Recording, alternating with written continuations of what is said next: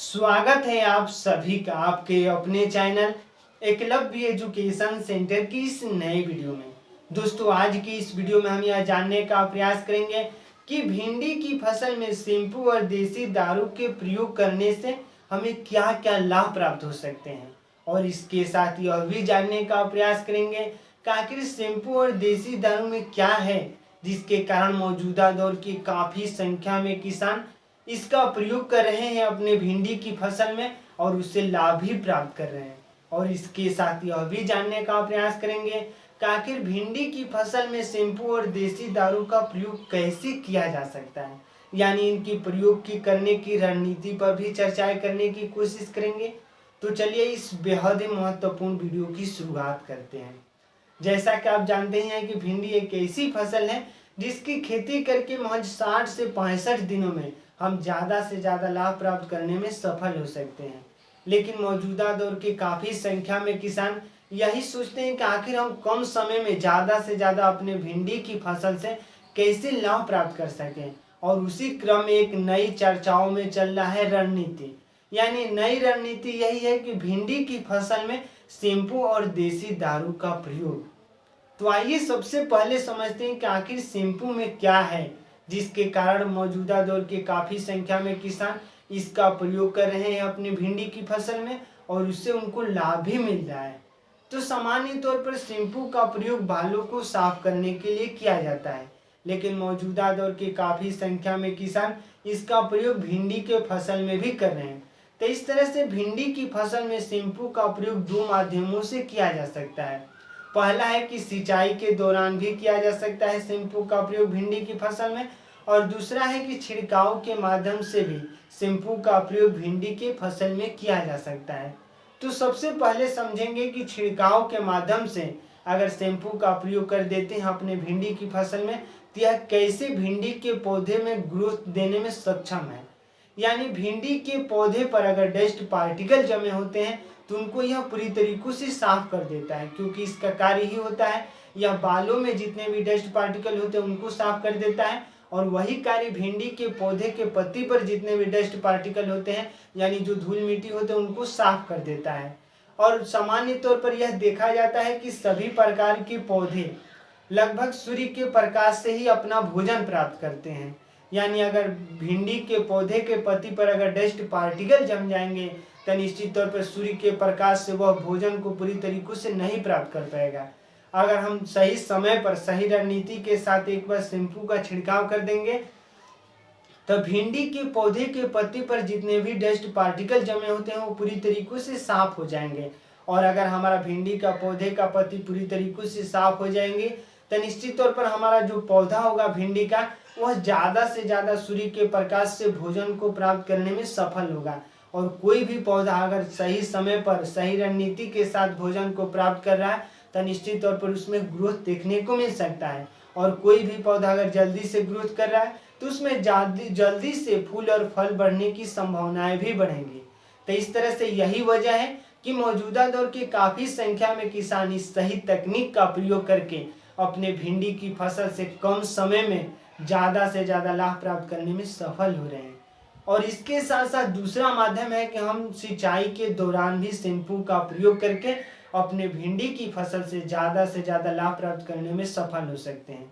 तो आइए समझते हैं कि सिंचाई के दौरान यह कैसे भिंडी को लाभ प्रदान कर रहा है। यानी जैसे ही शैम्पू का प्रयोग कर दे मतलब मिला देंगे पानी में, तो शैम्पू जैसे ही पानी में मिलेगा तो उसके सरफेस टेंशन को कम कर देता है। यानी अगर सरफेस टेंशन कम रहेगा तो निश्चित तौर पर जो पानी है मिट्टी के प्रत्येक भाग में फैल जाएगा, यानी प्रत्येक कणों में फैल जाएगा, और जिससे जो सिंचाई की अवधि है पूरी तरीकों से बढ़ जाएंगे। यानी अगर आपके मिट्टी में अगर नमी रहती है तो निश्चित तौर पर हम सिंचाई 2-3 दिन बाद भी करेंगे। यानी अगर सिंचाई में थोड़ा समय भी लगाते हैं तो निश्चित तौर पर हमारे पौधे में किसी प्रकार की कोई समस्याएं नहीं हो सकती हैं, यानी पानी को लेकर। तो इस तरह से सिंचाई की अवधि को बढ़ा देता है शैम्पू। सामान्य तौर पर हम जब सरफेस टेंशन की बातें करते हैं तो सरफेस टेंशन का अर्थ यही है भिंडी के फसल पर भी हम प्रयोग करेंगे। जैसे मान लीजिए अगर भिंडी का सब्जी है, भिंडी का सब्जी बनाते हैं, अगर वह गर्म है तो आपको ज़्यादा स्वादिष्ट लगेगा,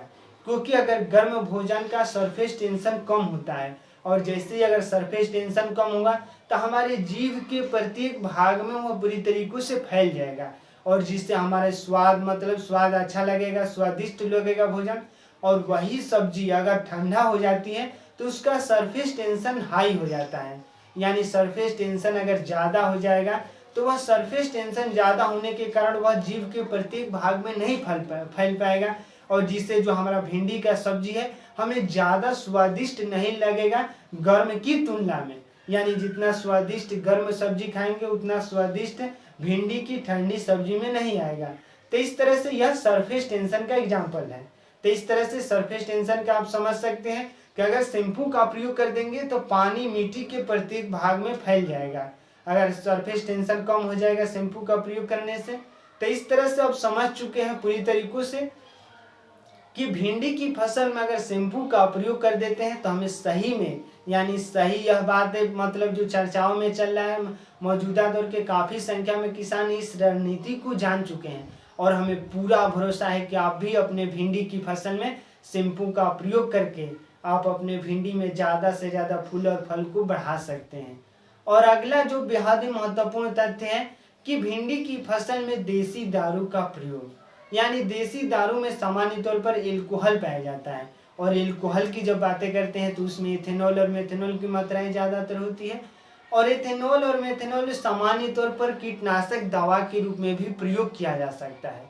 यानी जैसे ही हम अपने भिंडी की फसल में इसका छिड़काव करेंगे तो हमारे भिंडी की फसल में जितने भी कीटाणु लगे होते हैं उनको यह पूरी तरीकों से मार देता है, और जिससे जो हमारा भिंडी का फसल है वह जल्दी से ग्रोथ करने लगता है। और कोई भी पौधा अगर जल्दी से ग्रोथ कर रहा है तो निश्चित तौर पर उसमें फूल और फल लगने की संभावनाएं भी बढ़ेंगी। तो इस तरह से देसी दारू में जो इथेनॉल और मिथेनॉल होता है हमारे भिंडी की फसल में ग्रोथ को बढ़ाने में सफल हो जाता है। यानी अगर हमारा भिंडी का पौधा कीटाणु रहित रहता है तो निश्चित तौर पर हमारे फसल में जितने भी फूल और फल लगे होते हैं वह पूरी तरीकों से हमें लाभ देने में सफल हो जाते हैं। तो इस तरह से अपने भिंडी की फसल में देसी दारू का प्रयोग करके भी ज़्यादा से ज़्यादा लाभ प्राप्त करने में सफल हो सकते हैं।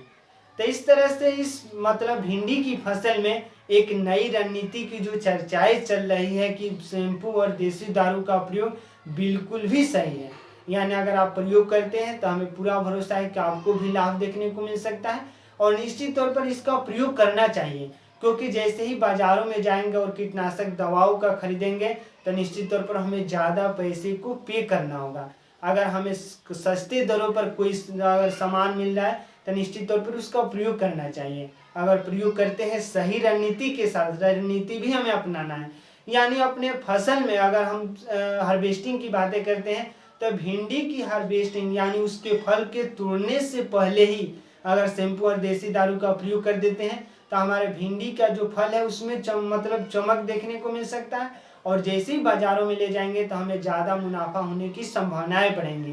तो इस तरह से अपने भिंडी के हार्वेस्टिंग से लगभग 10 से 12 दिन पहले ही शैम्पू और देसी दारू का छिड़काव कर देना है। और यही हम कह रहे हैं कि सही रणनीति के साथ सही मात्रा में सही समय पर, और सही समय पर यही हुआ कि जैसे ही मान लीजिए सुबह के समय में हमें प्रयोग करना है या शाम के समय में, दोपहर के समय में बिल्कुल भी प्रयोग नहीं करना है, और सही मात्रा में प्रयोग करना है। अगर इन तमाम बिंदुओं पर अगर विस्तार से जानकारी प्राप्त करते हैं और सही समय पर अगर विस्तार से जानकारी प्राप्त करने के अपने फसल में प्रयोग करते हैं तो हमें पूरा भरोसा है कि आप भी अपने भिंडी की फसल से ज़्यादा लाभ प्राप्त करने में सफल हो सकते हैं। तो आज की इस बेहद ही महत्वपूर्ण वीडियो में बस इतना है।